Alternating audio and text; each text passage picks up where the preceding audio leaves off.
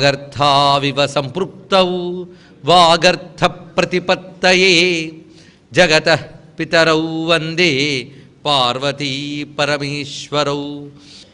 భజే శ్రీచక్రమధ్యస్థాం దక్షిణోత్తరయోః సదా శ్యామావార్తాళి సంసేవ్యాం భవానీం లలితాంబికాం. నమో మహద్భ్యో ఋషిభ్యో గురుభ్యో నమః. జపమాల పుచ్చుకునేటప్పుడు కూడా జాగ్రత్తగా పుచ్చుకోవాలి. జపమాల సామాన్యం కాదు, అందులో సహజంగా శక్తి ఉంటుంది. కొందరు అంటూ ఉంటారు జపమాల పట్టుకోవాలంటే పట్టుకోవాలి, దాని శక్తి దానిదే. అయితే ఊపిరితో మంత్రం చేస్తుంటే అదొక జపమాల అన్నాడు. ఉచ్ఛ్వాస నిశ్వాస ఒక ఆవృత్తి. అంటే మనకు అజపా మంత్రస్వరూపం ఈ మాలిని హంసిని అనే దానిలో ఆవిష్కరణ అవుతుంది. హంస మంత్రం అంటే అజపా గాయత్రి కదా, అజపా గాయత్రి స్వరూప ఆవిష్కారం జరుగుతుంది ఇక్కడ మాలిని హంసిని అనే మాటలు. అజపా గాయత్రి అంటే శ్వాసకు సంబంధించినటువంటి మంత్రరాజు, హంస మంత్రము అని అంటాం కదా దాన్ని. అందుకే తర్వాత వస్తుంది హంసిని, ఇది గుర్తుపెట్టుకుంటే సరే. ఆ హంస మంత్రం, అజప అంటే శ్వాస కదా. ఈ శ్వాస సంచరిస్తున్నటువంటి తీరు మొత్తం షట్చక్రాల్లోంచి ప్రసరిస్తూ ఉంటుంది. షట్చక్రాల్లో మూలాధారం నుంచి ఆజ్ఞాచక్రం వరకు ఒక్కొక్క చక్రానికి కొన్ని అక్షరములు చొప్పున విభజన జరుగుతుంది. అంతే కదా. మూలాధారంలో వా శ ష స అనే 4 అక్షరాలు. ఇప్పుడు ఇవి తెలుసుకుంటే తర్వాత వాటికి కూడా చాలా ముఖ్యం ఇది. అలా అక్కడ 4 అక్షరాలు అయితే ఆ తర్వాత స్వాధిష్టానం దగ్గర 6 అక్షరాలయ్యి, తర్వాత మణిపూరం దగ్గర 10 అక్షరాలయ్యి, అనాహతం దగ్గర 12 అక్షరాలయ్యి, తర్వాత కంఠం దగ్గర విశుద్ధం దగ్గర 16 అక్షరాలుగా ఉంటూ 2 అక్షరాలు భ్రూమధ్యంకి వచ్చి మొత్తం 50 అక్షరాలు విభజన అయిపోయి 50 అక్షరాలు కలుపుకుని సహస్రారం దగ్గర చేసుకుంటున్నాం. కనుక ఇప్పుడు కులము అంటే ఏం చెప్పుకున్నాం? మూలాధారం నుంచి ఆజ్ఞాచక్రం వరకు కులం. ఆ కులం లోపల ఎన్ని అక్షరాలు తిరిగాయి? 50 అక్షరాలు. 50 అక్షరాలు కలిపి మాల అన్నాం కదా. కనుక మాలిని ఎక్కడున్నది? మూలాధారం నుంచి ఆజ్ఞాచక్రం వరకు తిరుగాడేటటువంటి ఆ శ్వాస గమనమే మాలిని. అందుకే ఇది పెద్ద అక్షమాల. అందుకే ఊపిరితో మంత్రం చేస్తే అదొక అక్షమాల. అందులో అక్షరములు ఉన్నాయి, ఇది తెలుసుకోవాలి. అయితే సాధారణంగా ఊపిరికి సంబంధించిన మంత్రాన్ని హంస మంత్రము అంటాము. కనుక మాలినిని అక్షరశక్తులుగా భావించి అక్షరములు షట్చక్రముల యందు ఉన్నటువంటి శక్తులే అని గ్రహించాక అది శ్వాసమంత్రమైన హంసమంత్రంగా పరిణమించిందే లేదా?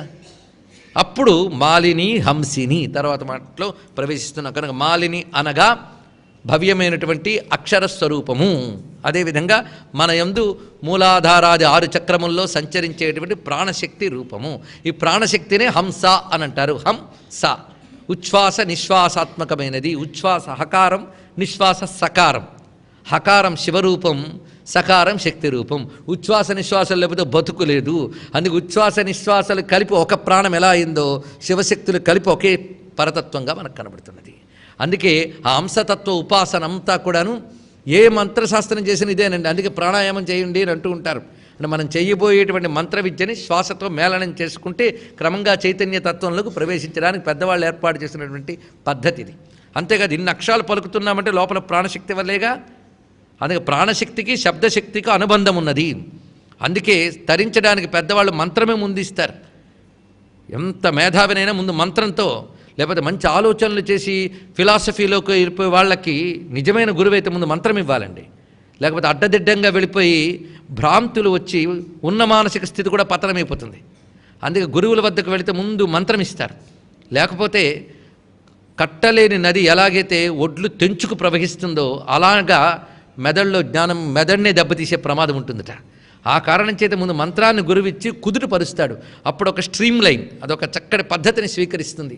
అందుకంటే మంత్రానికి ప్రాణశక్తికి సంబంధం ఉన్నది, ప్రాణశక్తికి ఆత్మశక్తికి అతి దగ్గరతనం ఉన్నది. అందుకే ఆత్మ యొక్క చైతన్యం తీసుకోవాలంటే ప్రాణశక్తితో మేళనం జరగాలి, ప్రాణశక్తిని గ్రహించాలంటే మంత్రశక్తి కావాలి. అందుకే మంత్రం అత్యంత ప్రధానంగా చెప్పడం జరుగుతుంది.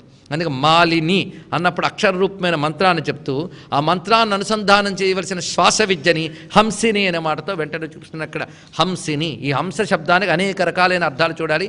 మొట్టమొదటి ప్రధానార్థం అజపా మంత్ర రూపిణి. అజపా మంత్రం మనలో తిరుగుతున్న శ్వాస జీవుడు ఎప్పుడు తిప్పుకుంటున్న అక్షమాల. గుర్తుపెట్టుకోండి, వాడు తిప్పుకుంటున్నాడు నిరంతరం. ఆ జపమాల ఆగిపోతే వీడు బతుకు జపం ఆగిపోతుంది. ఇక్కడ ఆ జపమాల నిరంతరం తిరుగుతోందిట. అందుకే జపాన్ని ఆ మాలతో కలిపి చేసామనుకోండి అది గొప్ప ఉపాసన అవుతుంది. అసలైన మాల ఇది.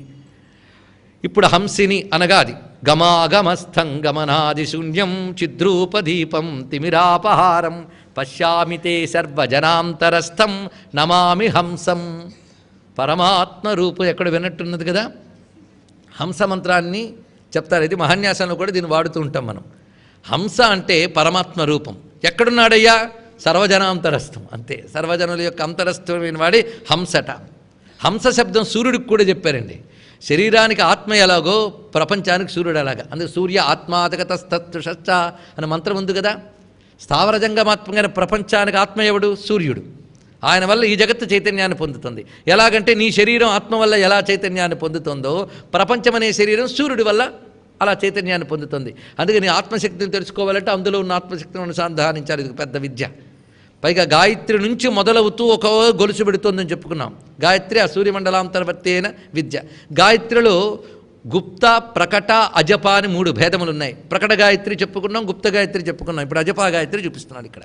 ఈ అజపా గాయత్రి స్వరూపము ఆ సూర్యమండలాంతర్వర్తమైన ప్రాణశక్తి. సూర్యుడంటే ప్రాణశక్తి, ఇంకోటి కాదు. సూర్యుడంటే ప్రాణశక్తి యొక్క ముద్ద. ఆ ప్రాణశక్తే లోకమంతా పుచ్చుకుంటోందండి, ప్రపంచమంతా కూడా. మనందరికీ లైఫ్ సోర్స్, ప్రాణశక్తికి అసలైన ఆధారం సూర్యభగవానుడు. అందుకే ఆ స్వామికి ప్రజాప్రాణారుతకర్త ప్రభాకర అని అంటున్నాం.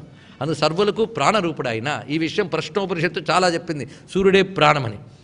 అందుకు ఆ సూర్య స్వరూపిణి అమ్మవారు, ఆ సూర్యమండలం ఉన్న తేజస్సు ఆవిడ. అందుకే సూర్యుడికి హంస అని పేరున్నది. అయితే హంస ఒక్క శబ్దమే ఇక్కడ స్త్రీలింగం చేసి హంసిని అన్నారు. ఆ ఈ కలవగానే శక్తి అమ్మవారు అయిపోతారండి. అది ఇక్కడ.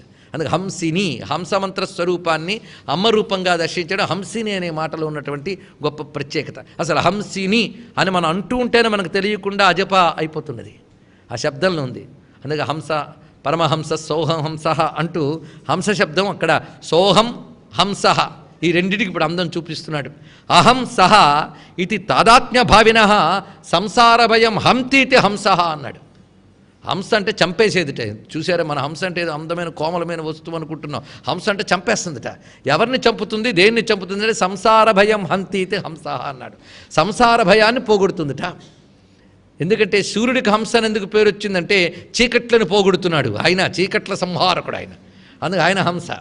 ఇక్కడ ఈ తల్లి తను ఆరాధించిన భక్తుడికి సంసార భయం హంతీతి. అయితే ఏ భక్తుడికి సంసార భయం పోగొడుతుందో అది కూడా తెలుసుకోవాలి. ఇవాళ వెళ్ళి కుంకుమ వేసేసే భక్తుడికి అంత తేలిగ్గా పోగొట్టదండి. ఒక్కసారి మనం చిన్న సాధన చేసి పెద్ద ఫలం అనడం ఏమైనా తగ్గుతుందా అండి? ఎల్కేజీ పరీక్ష పేపర్ రాసి నాకు ఎంఏ సర్టిఫికేట్ ఇవ్వమంటే ఎవడైనా ఇస్తాడా? లోకల్లో ఆలోచించండి. అందుకు ఎవడికి వాడు ఎల్కేజీ పరీక్ష రాస్తూ వాడేదో పెద్ద చదివేసుకుంటున్నాను అనుకుంటే ఎలా ఉంటుందో, 4 మార్లు సహస్రనామం చదివి తన తాను పెద్ద ఉపాసకుడు అనుకుని ఎవడో ఏదో చెప్తే అది మాకు అర్థం కాలేదు కనుక అక్కర్లేదు అనుకునే వాళ్ళు ఉన్నారే, వాళ్ళు ఎక్కడ తరిస్తారండి? ఒక్కసారి పైవాళ్ళను చూస్తుంటే సాధకులు ఎంతెంత సాధనలు చేసి ఎంత స్థితికి వెళ్ళారో తెలుసుకుంటే ఎంత మనము అనిపిస్తుంది. అందుకే సాధకుడు ఎప్పుడు తనకంటే పెద్దవాళ్ళని తెలుసుకుని వెళుతూ ఉండాలట. వెళుతూ ఉంటే అహంకారం తగ్గుతూ ఉంటుంది, సాధనలో ముందుకెళుతూ ఉంటాడు. ఇక్కడ అహంకారం వెనక్కి వెళుతుంటే సాధనలో ముందుకెళుతూ ఉంటాం, ఇది తెలుసుకోండి. అది ఉంటున్నంతకాలం దాంతోపాటు మనం వెనక్కిపోతూ ఉంటాం. అందుకే అహంకారాన్ని వెనక్కి పెట్టాలంటే మనకంటే పెద్ద సాధకులను ఎప్పుడు చూసుకుంటూ ఉండాలి. వాళ్ళు ఎంత గొప్ప సాధనలు చేస్తారో వాళ్ళకు తెలుస్తాయి ఈ రహస్యాలని. అందుకు ఎలాంటి సాధకులకు అమ్మ సంసార భయం పోగొడుతుందంటే అహం సా ఇది తాదాత్మ్య భావిన అన్నాడు ఇక్కడ. అహం సహ అని తాదాత్మ్య భావన ఎవడుకున్నదో వాడి యొక్క సంసార భయాన్ని పోగొడుతుందిట. అహం సహ, ఇందులో ఆకారం లుప్తమైంది. లుప్తమేంటి? అసలు ఆ సహాయం లేనిది హా అనలేంటివన. హంసహ అంటే మీకు తెలియకుండా లోపల పలికింది. అందు అహం సహ హంసహ, ఇంతే అర్థం. అహం సహ, అహం అంటే నా లోపలున్న నేను అనబడే చైతన్యం, అంతేగాని నేను అనబడే పుల్లారో లేదా వెంకారావు వాళ్ళు కాదు ఇక్కడ చెప్పేది. కనుక నామరూపాలు కాదు అక్కడ చెప్పేది. పలానా రూపం పలానా నామం కాదు. ఆ లోపలున్న నేను అనబడే చైతన్యం ఏది? అహం సహ. సహ అంటే ఎవడు? రసోవై సహ తత్, తత్పదార్థమే సహ, త్వం పదార్థమే అహం. కనుక అహం సహ అని తాదాత్మ్య భావనతో ఎవరు ఉపాసన చేస్తారో అలాంటి ఉపాసకులకి సంసార భయం పోగొడుతుంది. అది అహమిత్యేవ విభావయే భవాని, అది అసలు ఉపాసన. అందుకే నారుద్రో రుద్రమొచ్చే దగ్గర మనం చాలా విశేషంగా చెప్పుకున్నాం. అందుకు నీ లోపల ఉన్న చైతన్యం అమ్మని తెలుసుకున్నప్పుడు పూజకు ప్రారంభించు నువ్వు. అందుకే ధ్యాన శ్లోకంలో అహమిచ్చేవ విభావయే భవాని అంటే కానీ శ్రీమాత పలకడానికి అర్హత లేదు మనకి. కానీ నీ లోపలున్న అహం రూప చైతన్యం అమ్మవారే అనుకుంటే స్తోత్రం పలుకుతున్నది, పలికిస్తున్నది, ఫలితమిస్తున్నది, అంతా అమ్మే, ఇంక నేనేమిటి అని భావం కలగాల లేదా? అందుకు అసలు ధ్యాన శ్లోకం అర్థం చేసుకుంటే చాలండి, ముక్తి వచ్చేస్తుంది మనకి. సంసార భయం పోగొట్టాలంటే అహం తాదాత్మ్యం అయిపోవాలి. అహం సహా ఎప్పుడు వస్తుందంటే తాదాత్మ్య భావనలో వస్తుందట. ఈ తాదాత్మ్య భావన అనే మాట తీసుకుంటే భావనాగమ్య అర్థమవుతుంది. ఇప్పుడు మళ్ళీ చూసారా మన వెనక్కి, భావనాగమ్య ఏ భావన? తాదాత్మ్య భావన. తాదాత్మ్యం అంటే లోకంలో తాదాత్మ్యం అనే మాట వింటూ ఉంటాం. ఒక మంచి సంగీతం వింటే కొందరికి తాదాత్మ్యం, మంచి సీరియల్ చూస్తూ కొందరికి తాదాత్మ్యం. ఏం చేస్తాం, ప్రపంచం మర్చిపోతారు. ఆ సీరియల్ వాసన ఎంత పట్టేస్తుందంటే ఆ సీరియల్ చూసే ఎవరిని చూసినా డౌటే, చంపేస్తున్నాడేమోనని. ఎందుకంటే సీరియల్లో ఒక ఆమె చంపడానికి ప్లాన్ వేస్తుంది. ఆమె చూసింది ఇవాళ వరకు, కోడలు కాఫీలో విషం కలిపి తీసుకొచ్చింది అత్తవారి దగ్గరికి. ఆ విషం కలిపి తేవడం వరకు చూపించి మిగిలిన విషయం రేపు అన్నాడు. అంతే, ఇంకా టెన్షన్ ఆవిడికి రేపటి వరకు. ఎంతగా విషం కాఫీ ఇచ్చిందా లేదా అని. ఎప్పట్లో పాపం కోడలు కాఫీ తెస్తే విషం కలిపేమని అడిగింది ఆవిడికి. అంత తాదాత్మ్యం అయిపోయింది చూడండి ఇక్కడ. దాంతో తాదాత్మ్యం చెందడం వల్ల ఎదురుగా కోడలు కాఫీ తెచ్చిన విషం కనబడింది. తాదాత్మ్యం అంటే ఇది. ఇంత ఉదాహరణ చెప్తే కానీ ఈ తాదాత్మ్యం అర్థం కాదు మనకి. కనుక ఉపాసన తాదాత్మ్య భావనతో చేయాలి. తాదాత్మ్యం అంటే ఇంకా నిన్ను నువ్వు మర్చిపోయావు. అమ్మవారి ముందు కూర్చున్నావు, అమ్మ రూపాన్ని ధ్యానిస్తూ ఉంటే అమ్మ రూపభావంలో లీనమైపోయావు. అప్పుడు నీలో ఉన్న నేననే చైతన్యం సహా అనబడే అమ్మతో తాదాత్మ్యం చెందిపోయింది కదా. అలా తాదాత్మ్యం ఒక్కసారి పొందినా చాలుట తరించిపోతాడండి. ఒక్కసారి అంత లారు పెడతారు దీపావళిలో. 25,000 లారు, 5,000 లారు, సీమటప్పాగాలండి అంత పెడతారు. ఇంత పెట్టిన దానికి మంట ఒక్కసారి పెట్టండి చాలు, మొత్తం టప్ టప్ టప్ అంతా వెళ్ళిపోతుంది అక్కడ. అలా అంతా పేలాలంటే ఒక్కసారిట. అందుకే త్యాగరాజస్వామి వారు అంటారు, తలుపులన్నీ నిలిపి నిమిషమేనను తారక రూపు నిజతత్వార్థము తెలిసి రామచింతనతో నమము సేవే ఓ మనస. ఒక్క నిమిషం ఆ తాదాత్మ్యం వచ్చిందనుకోండి, బతుక్క చాలుట. అమ్మ ఎంటర్ అయిపోయింది నీలో, ఇంకే బాగు చేసుకుంటే ఆవిడే వెళుతుంది. అది తెలుసుకోవాల్సింది ఇక్కడ. అంత గొప్ప శక్తి ఆ తల్లి. అలాంటి తాదాత్మ్య భావం మనకు కలిగిందా, సంసార భయం తప్పకుండా పోగొడుతుంది ఆ తల్లి. అందుకే ఇక్కడ అహం సహా ఇది తాదాత్మ్య భావనయా. అలా చేసేవాళ్ళ యొక్క సంసార భయం హంతి ఇది హంసహ. అది అహం సహ సాధన చేసేవాడికి హంసహ అయి సంసార భావాన్ని పోగొడుతున్నది అని. ఇంకొకటి హంతి గచ్చతి. హంసహ అనే శబ్దానికి మరొక అర్థం చెప్తున్నారు ఇక్కడ. నశింపజేయదని ఒక అర్థం, గచ్చతి అని మరొక అర్థం ఉందిట. అంటే సంచరించున్నది అని అర్థం హంస. ఇప్పుడు సూర్యుడికి హంస అని పేరు ఎందుకు వచ్చిందో మనకు అర్థమైపోయి ఉంటుంది. ఆయన కాంతి సంచరిస్తూనే ఉంటుంది కదా, ఉదయం సాయంత్రం ఆయన యొక్క కాంతి గమనం వల్లే మనకు ఏర్పడుతుంది. ఆయనంత గమనశక్తి ఎవడికి లేదుట. నిమిషార్ధేనైకైన ద్వేచసతే ద్వే సహస్రే ద్వే క్రమమాణ యోజనానాం నమోస్తుతే నలిననాథాయ అన్నారు ఇక్కడ. కనురెప్ప కాలానికి సగం కాలంలోనే కొన్ని వేల యోజనాలు దాటేస్తాడు మహానుభావుడు అక్కడ. అంత తీవ్రమైన గమనం ఉంది గనక ఆయన హంస అని పేరు వచ్చింది సూర్యభగవానికి. ఆయన పేర్లు మనం అశ్వము, హంసము వీటికి పెట్టుకున్నామండి. ఆయన పేర్లు వచ్చాయి, వీటి పేర్లు ఆయనకి రాలేదు, తెలుసుకోవాల్సింది. కానీ గమనశక్తి కలిగిన వాడు అని హంస శబ్దానికి అర్థం. అయితే అమ్మవారికి హంస అని ఎలాగొచ్చిందంటే ఆవిడ కూడా గమనం చేస్తుందట. ఎక్కడ గమనం చేస్తుందంటే హంతి గచ్చతి సర్వ శరీరేషు ఇది హంస అన్నాడు. ప్రతి వారి శరీరంలో ఆవిడ గమనం చేస్తుందట. ఆవిడ గమనం చేయకపోతే బతుకు గమనం ఆగిపోతుంది. ఆవిడ గమనం ఎంత హాయిగా చేస్తుందో తెలుసా. ఆవిడ హాయిగా చేస్తున్న గమనం చూడాలి అంటే ధ్యానంలోకి వెళ్ళాలి. ఎందుకంటే ధ్యానంలో మన శ్వాస హాయిగా ఆడుతుంది, లోక వ్యవహారాల్లో అడ్డదిడ్డంగా ఆడుతుందట. అది మనం చెప్పుకున్నాం మరాళీ మందగమనానామం దగ్గర ఈ విస్తారమైన అర్థం చెప్పుకున్నాం. అందుకే అమ్మవారు ప్రతివారిలో శ్వాసరూపంగా తిరుగుతుంది. కానీ లౌకిక వ్యవహారాలు ఉన్న వాళ్ళ దగ్గర ఆ గమనం చాలా స్పీడ్ అయిపోతుంటుందండి.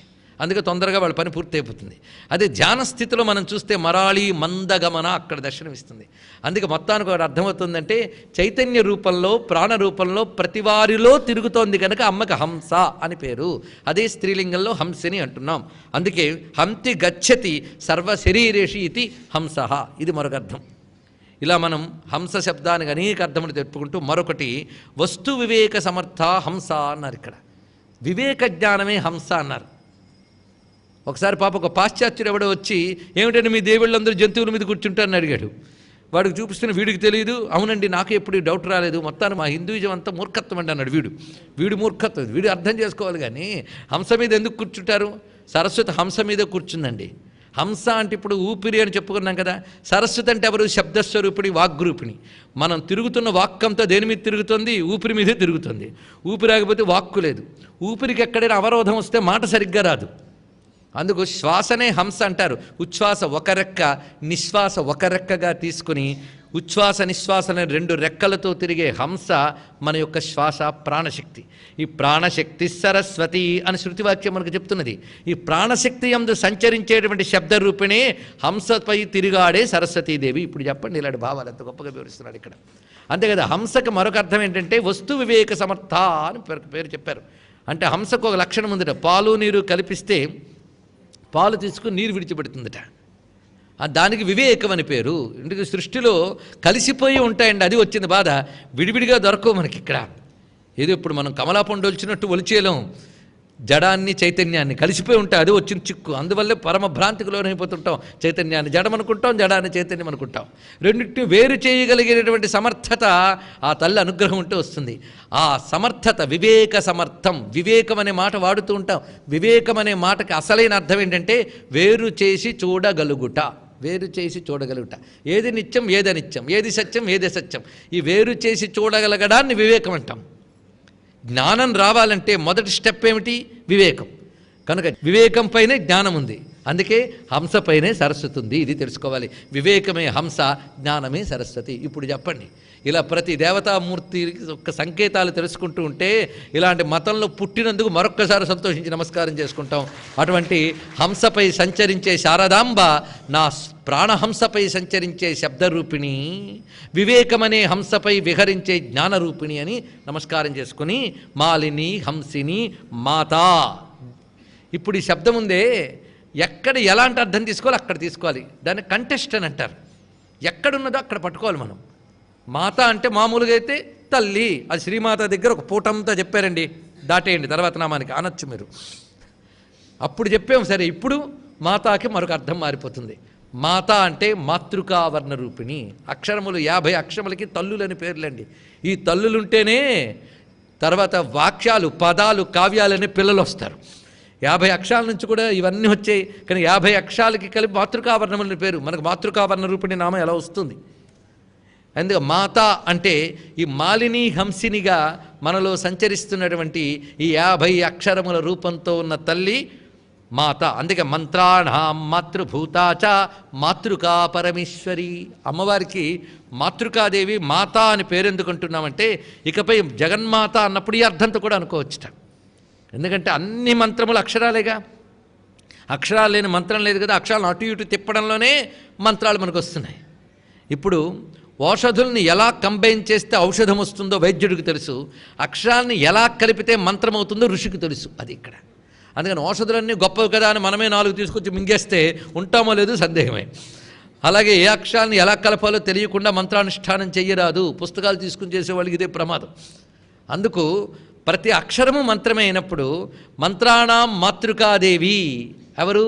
మాతృకా పరమేశ్వరి అన్నారు. మంత్రములన్నిటికీ తల్లి అక్షరములు, అక్షర రూపిణి అమ్మవారు కనుక అమ్మవారు మంత్రమాతృకా మూర్తి. అందుకే మంత్రమాతృకా వర్ణమాల స్తోమని శంకర భగవత్పాదుల వారు గొప్ప రచన కూడా మనకు చేసి ఉంచారు. కనుక మంత్రములకు మాతృకుల అక్షరములు, అక్షరముల తల్లి అమ్మ. అందుకు మాత అంటే అక్షర రూపిణి అని ఒక అర్థం. పైగా మనకు తల్లులు ఎవరెవరో చెప్తున్నారు లోకంలో. వాళ్ళందరినీ తల్లిభావంతో చూస్తే అమ్మని పూజించినట్లే తెలుసుకోండి. ఆ మధ్యకాలంలో ఒక అద్భుతమైన విషయం జరిగింది. ఒక ఆయనకి వ్యాపారంలో బాగా నష్టాలు వస్తున్నాయి, కోర్టులో కేసులు ఉన్నాయి, చాలా ప్రమాదాల్లో ఉన్నట్ట. అలాంటి పరిస్థితుల్లో అన్ని ప్రయత్నాలు చేసాడు, ఇంకా లాభం లేదని చెప్పి ఒక జ్యోతిష్ శాస్త్రవేత్త వద్దకు వెళ్ళాడు. చాలా కష్టాల్లో ఉన్నాను, ఏం చేయాలని. ఆ జ్యోతిష్ శాస్త్రవేత్త చాలా లోతైన జ్యోతిష్ శాస్త్రవేత్త అండి. అని ఒక్కటే మాట చెప్పాడు, మీ అమ్మ ఎక్కడున్నది? బ్రతుకున్నదా అంటే బ్రతుకున్నదండి. ఎక్కడుంది? ఢిల్లీలో ఉందన్నాడు. ఇతను ఎక్కడో మరో ఊరిలో ఉన్నాడు. నువ్వు అర్జెంటుగా ఫ్లైట్ ఎక్కి మీ అమ్మగారి దగ్గరికి వెళ్ళి ఆవిడ కాళ్ళు కడిగి ఆ కడిగిన నీళ్ళ తీర్థం పుచ్చుకొని తలపై జల్లుకుని